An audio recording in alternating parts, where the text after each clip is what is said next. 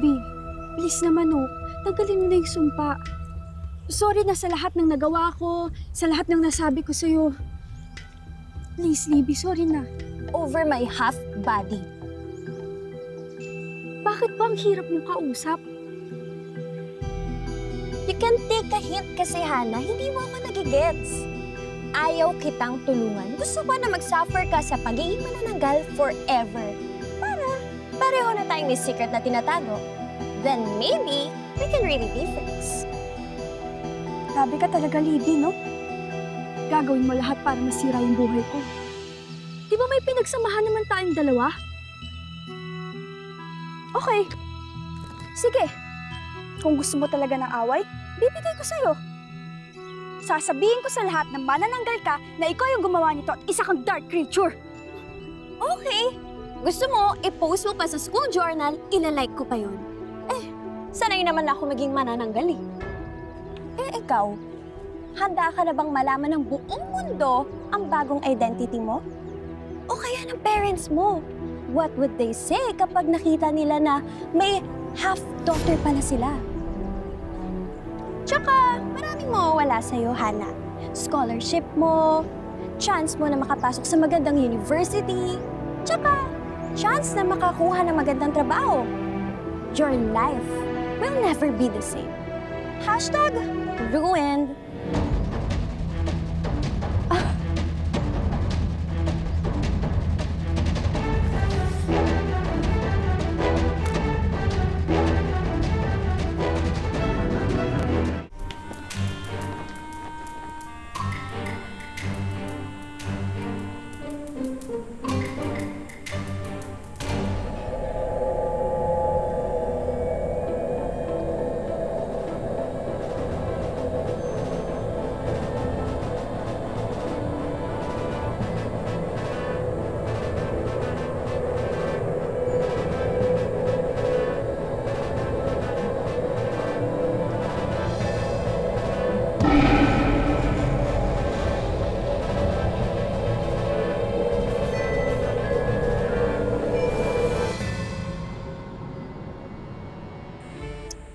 Sis, hindi ba too much na to?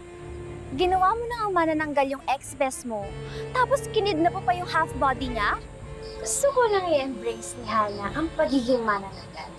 Kaya dapat, hindi na siya tuwing gabi lumipan pag may araw.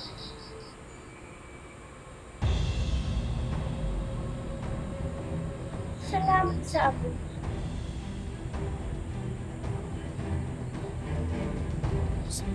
Uy, kulit na naman.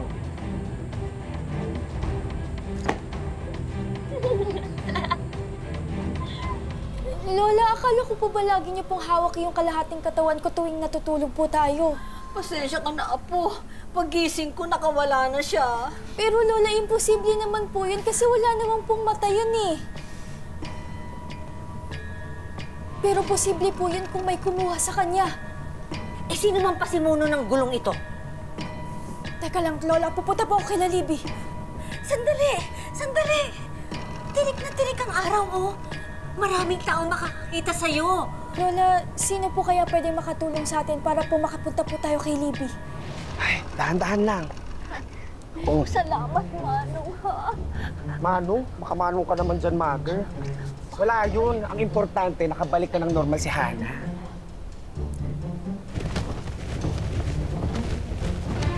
Nasaan yung kalahating katawan ko?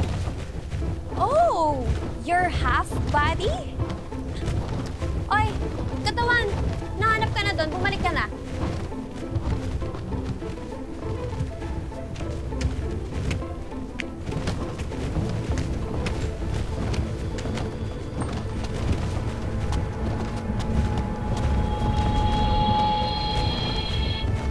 Oh, ayan. Saksak mo sa baga mo. Hana, dahan-dahan lang. Hana. Ano? Ang sakit! Ang sakit! Sakit! Ano pinagay mo sa puso? Ano tunay mo? Apo, kaya good luck na lang sa pagbalik ng katawan. Apo? Makuta ka talaga. Sinadya mo lagyan ng apoy yung pang-ibabang katawan ni Hana para hindi niya madikit yung pang-itas niyang katawan. Mother, tingnan mo. Ay, araw ka rin! Ako! Bye-bye! Libby! Libby, bumalik ka dito, Libby!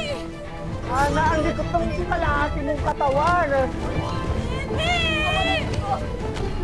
Wala talagang matinong ginawa yun. Tingnan mo kung paano ka tratuhin, oh! At saka kung paano ako deadmahin. Bastos talaga. Ako, Mother, matapang talaga yung manananggal na yan, do. Eh, paano na yung apo ko? Anong laban niya sa bruhang yun? Alay ko. Hindi man po ako kasing lakas ni Libby. Lola, nalaban na po ako. Grabe na po yung mga pinagagagawa niyo sa akin, Lola, na tama po kayo. Na hindi ko na po masasave tong friendship namin. Na hindi po ako dapat magpatalo sa kanya at dapat na po akong lumaban sa kanya. Tama. Sige, Mother. Buhusan mo lang. Kulang. Ikaw gumawa nito! Oh, Eh, ba't ako? Hindi ka naman ako yan. Apo mo yan.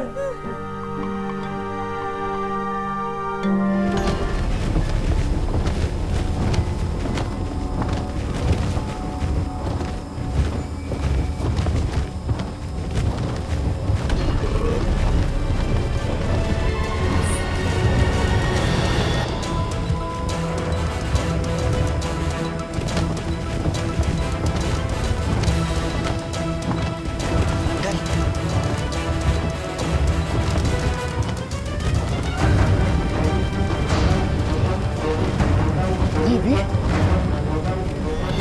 Si Libby yung manananggal?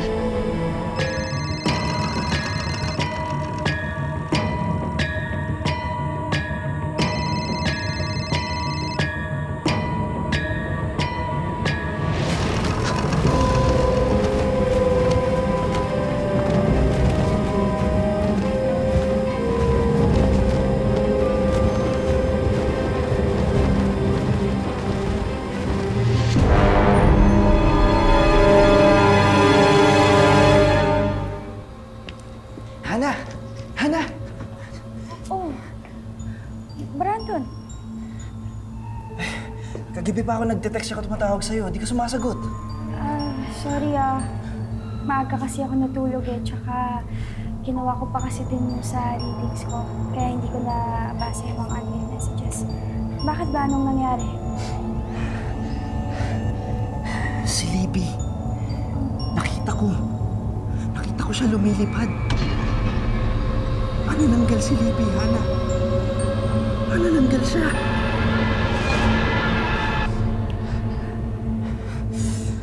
Si Libby. Hana, alam ko naging close kayo, ha? Pero mag-iingat ka sa kanya, please. Ha? Mag-iingat ka. Si Libby.